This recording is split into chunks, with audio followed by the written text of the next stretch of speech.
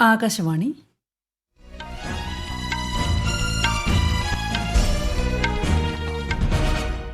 നമസ്കാരം.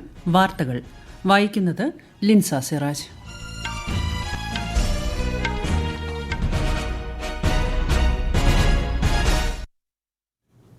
പ്രധാന വാർത്തകൾ. രാജ്യത്തെ ജനങ്ങളുടെ ചികിത്സാ ചെലവുകൾ കുറയ്ക്കുന്നതിന് കേന്ദ്ര സർക്കാർ നിരവധി നടപടികൾ സ്വീകരിച്ചതായി രാഷ്ട്രപതി ദ്രൗപദി മുർമു. പ്രധാനമന്ത്രി കൃഷി സമ്പദ യോജനയുടെ വിഹിതം 6520 കോടി രൂപയായി വർദ്ധിപ്പിച്ച് കേന്ദ്ര സർക്കാർ.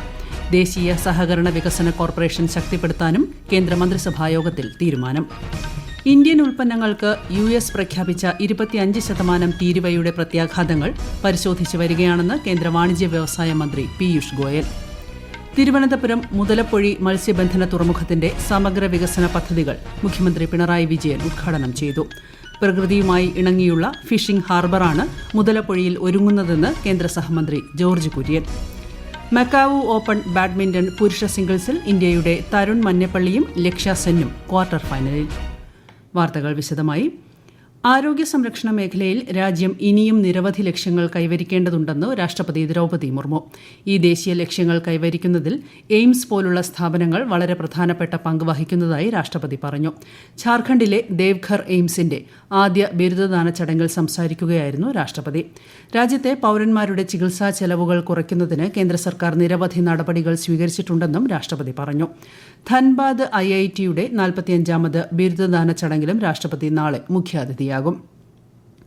ഉപരാഷ്ട്രപതി തെരഞ്ഞെടുപ്പിനുള്ള ഇലക്ടറൽ കോളേജ് പട്ടികയ്ക്ക് തിരഞ്ഞെടുപ്പ് കമ്മീഷൻ അന്തിമരൂപം നൽകി. രാജ്യസഭയിലെ തെരഞ്ഞെടുക്കപ്പെട്ടതും നാമനിർദ്ദേശം ചെയ്യപ്പെട്ടതുമായ അംഗങ്ങൾ, ലോക്സഭയിലെ തെരഞ്ഞെടുക്കപ്പെട്ട അംഗങ്ങൾ എന്നിവർ ഉൾപ്പെടുന്ന ഇലക്ടറൽ കോളേജാണ് ഉപരാഷ്ട്രപതിയെ തെരഞ്ഞെടുക്കുന്നത്. ഔദ്യോഗിക വിജ്ഞാപനത്തിന് ശേഷം തെരഞ്ഞെടുപ്പ് കമ്മീഷനിൽ സജ്ജീകരിച്ചിരിക്കുന്ന കൌണ്ടറിൽ നിന്ന് പട്ടിക ലഭ്യമാകുമെന്ന് കമ്മീഷൻ പ്രസ്താവനയിൽ അറിയിച്ചു. പ്രധാനമന്ത്രി കിസാൻ സമ്പദ യോജനയ്ക്ക് 1920 കോടി രൂപയുടെ അധിക വിഹിതം ഉൾപ്പെടെ 6520 കോടി രൂപയുടെ വിഹിതത്തിന് കേന്ദ്രമന്ത്രിസഭ അംഗീകാരം നൽകി. സംയോജിത ശീതീകരണ മൂല്യവർദ്ധിത ശൃംഖലയ്ക്ക് കീഴിൽ 50 ഭക്ഷ്യ ഉൽപ്പന്ന ഇറേഡിയേഷൻ യൂണിറ്റുകൾ സ്ഥാപിക്കുന്നതിന് 1000 കോടി രൂപയ്ക്കും അനുമതി നൽകിയതായി കേന്ദ്ര വാർത്താവിതരണ വകുപ്പ് മന്ത്രി അശ്വിനി വൈഷ്ണവ് അറിയിച്ചു. NABL അംഗീകാരമുള്ള 100 ഭക്ഷ്യപരിശോധനാ ലാബുകൾ സ്ഥാപിക്കുന്നതിനും അനുമതി നൽകിയിട്ടുണ്ട്. प्रधानमंत्री कृषि संपदा योजना का आउटले बढ़ा के 6,520 करोड़ किया गया और 50 irradiation units and 100 food testing labs के लिए 1,000 करोड़ रुपीस का अलग से प्रावधान किया गया. इसमें विशेष ध्यान दिया जाएगा जो डिफिकल्ट एरियाज हैं, विशेषकर हिली एरियाज हैं, नॉर्थ ईस्टर्न स्टेट्स हैं और SC और ST के बाहुल्य वाले क्षेत्र हैं, उन पे विशेष ध्यान दिया जाएगा. ദേശീയ സഹകരണ വികസന കോർപ്പറേഷൻ ശക്തിപ്പെടുത്തുന്നതിനായി 4 വർഷത്തേക്ക് 2000 കോടി രൂപ നൽകാനും കേന്ദ്രമന്ത്രിസഭ തീരുമാനിച്ചു. മഹാരാഷ്ട്ര, മധ്യപ്രദേശ്, പശ്ചിമബംഗാൾ, ബീഹാർ, ഒഡീഷ, ഝാർഖണ്ഡ് എന്നീ സംസ്ഥാനങ്ങളിലെ 13 ജില്ലകളിൽ 4 ട്രാക്ക് വിപുലീകരണ പദ്ധതികൾക്കും അംഗീകാരം നൽകി. ഇതിലൂടെ റെയിൽവേയുടെ നിലവിലുള്ള ശൃംഖല ഏകദേശം 574 കിലോമീറ്റർ വർദ്ധിപ്പിക്കും. 2029ഓടെ പദ്ധതി പൂർത്തിയാക്കാനാണ് ലക്ഷ്യമിടുന്നതെന്നും ശ്രീ അശ്വിനി വൈഷ്ണവ് അറിയിച്ചു. ബീഹാറിലെ വോട്ടർ പട്ടിക പരിഷ്കരണം ഉൾപ്പെടെയുള്ള വിഷയങ്ങളിൽ പാർലമെന്റിൽ ഇന്നും പ്രതിപക്ഷ ബഹളം. ISRO, നാസ സംയുക്ത ദൌത്യം NISARന്റെ വിക്ഷേപണ വിജയത്തെ അഭിനന്ദിച്ചുകൊണ്ടായിരുന്നു രാവിലെ സമ്മേളനം ആരംഭിച്ചത്. പ്രതിപക്ഷ അംഗങ്ങളുടെ പ്രതിഷേധം രൂക്ഷമായതോടെ ലോക്സഭ 2 തവണയും രാജ്യസഭ 3 തവണയും നിർത്തിവച്ചു. വൈകിട്ട് സമ്മേളനം പുനരാരംഭിച്ചപ്പോഴും പ്രതിപക്ഷ പ്രതിഷേധം തുടർന്ന സാഹചര്യത്തിൽ ഇരുസഭകളും ഇന്നത്തേക്ക് പിരിയുകയായിരുന്നു. ഇന്ത്യൻ ഉൽപ്പന്നങ്ങൾക്ക് US പ്രഖ്യാപിച്ച 25% തീരുവയുടെ പ്രത്യാഘാതങ്ങൾ സർക്കാർ പരിശോധിച്ച് വരികയാണെന്ന് കേന്ദ്ര വാണിജ്യ മന്ത്രി പീയൂഷ് ഗോയൽ. ദേശീയ താൽപര്യങ്ങൾ സംരക്ഷിക്കുന്നതിനാണ് മുൻഗണന നൽകുകയെന്ന് അമേരിക്കയുടെ പരസ്പര തീരുവയെക്കുറിച്ച് ലോക്സഭയിൽ നടത്തിയ പ്രസ്താവനയിൽ അദ്ദേഹം പറഞ്ഞു. കർഷകർ, സംരംഭകർ, MSMEകൾ, വ്യവസായ സ്ഥാപനങ്ങൾ തുടങ്ങിയവയുമായി ഇതു സംബന്ധിച്ച് കൂടിയാലോചിക്കുമെന്നും ശ്രീ ഗോയൽ അറിയിച്ചു. ഇന്ത്യയും USഉം തമ്മിലുള്ള ഉഭയകക്ഷി വ്യാപാര കരാർ അന്തിമമാക്കുന്നതിനുള്ള ചർച്ചകൾ പുരോഗമിക്കുകയാണെന്നും അദ്ദേഹം വ്യക്തമാക്കി. वाणिज्य एवं उद्योग मंत्रालय निर्यातकों और उद्योग सहित सभी हितधारकों से संवाद कर इस विषय पर उनके आकलन की जानकारी ले रहा है. सरकार हमारे किसानों, श्रमिकों, एंटरप्रेन्योर्स, निर्यातकों, सूक्ष्म, लघु और मध्यम उद्योगों और उद्योग जगत के सभी हितधारकों के कल्याण की रक्षा और संवर्धन को सर्वोच्च महत्व देती है. PM കിസാൻ സമ്മാൻ നിധിയുടെ 20ാമത് ഗഡു വിതരണത്തിന് പ്രധാനമന്ത്രി നരേന്ദ്രമോദി മറ്റന്നാൾ വാരണാസിയിൽ തുടക്കം കുറിക്കും. കർഷകർക്ക് പ്രതിവർഷം 6,000 രൂപ 3 തുല്യ ഗഡുക്കളായാണ് പദ്ധതിയിലൂടെ നൽകിവരുന്നത്.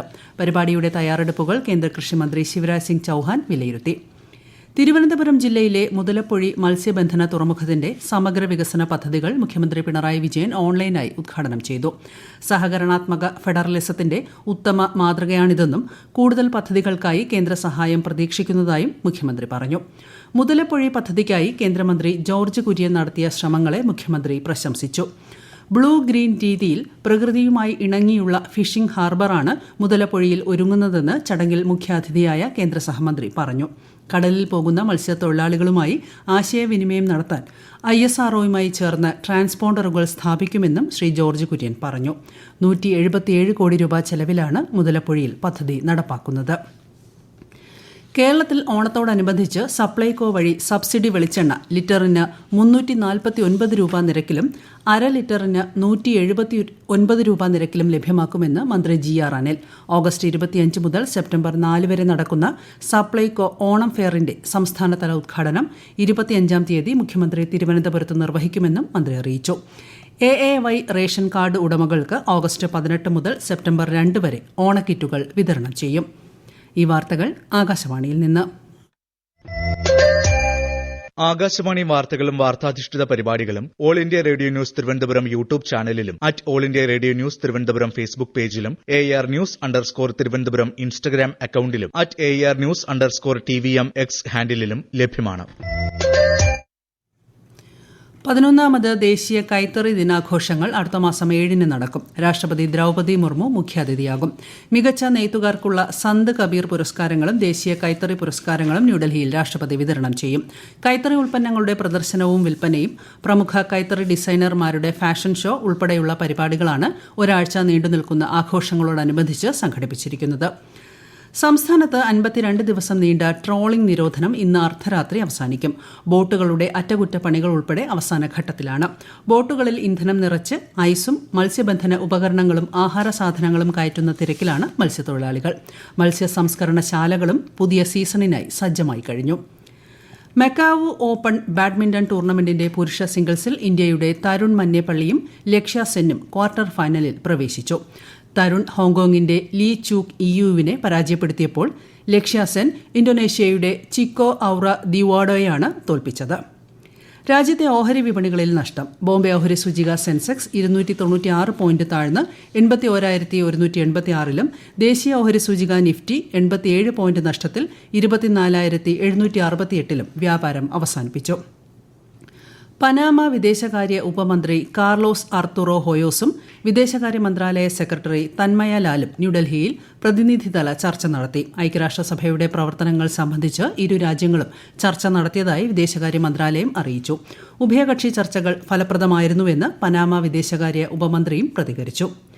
കരസേന ഉപമേധാവി ലഫ്റ്റനന്റ് ജനറൽ NS രാജസുബ്രഹ്മണി വിരമിച്ചു. 39 വർഷം നീണ്ടുനിന്ന സൈനിക സേവനത്തിന് ശേഷമാണ് വിരമിക്കൽ.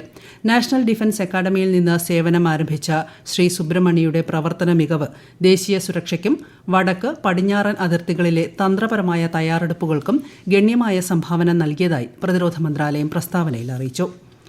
കീവിൽ ഇന്ന് റഷ്യ നടത്തിയ മിസൈൽ ഡ്രോൺ ആക്രമണത്തിൽ 8 പേർ കൊല്ലപ്പെടുകയും 88 പേർക്ക് പരിക്കേൽക്കുകയും ചെയ്തതായി യുക്രൈനിയൻ ഉദ്യോഗസ്ഥർ അറിയിച്ചു.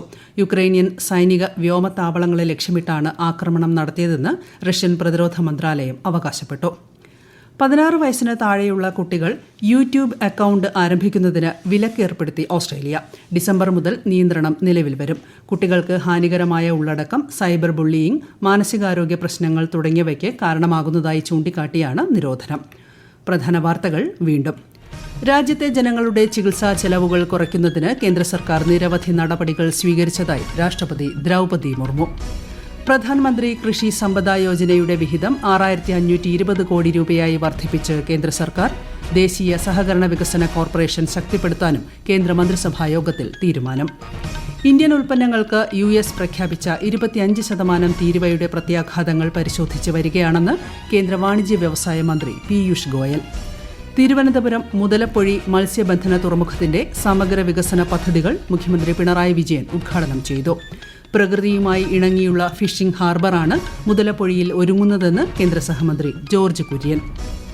മക്കാവു ഓപ്പൺ ബാഡ്മിന്റൺ പുരുഷ സിംഗിൾസിൽ ഇന്ത്യയുടെ തരുൺ മന്നേപ്പള്ളിയും ലക്ഷ്യ സെന്നും ക്വാർട്ടർ ഫൈനലിൽ. വാർത്തകൾ കഴിഞ്ഞു. അടുത്ത വാർത്താ പ്രക്ഷേപണം രാത്രി 8:35.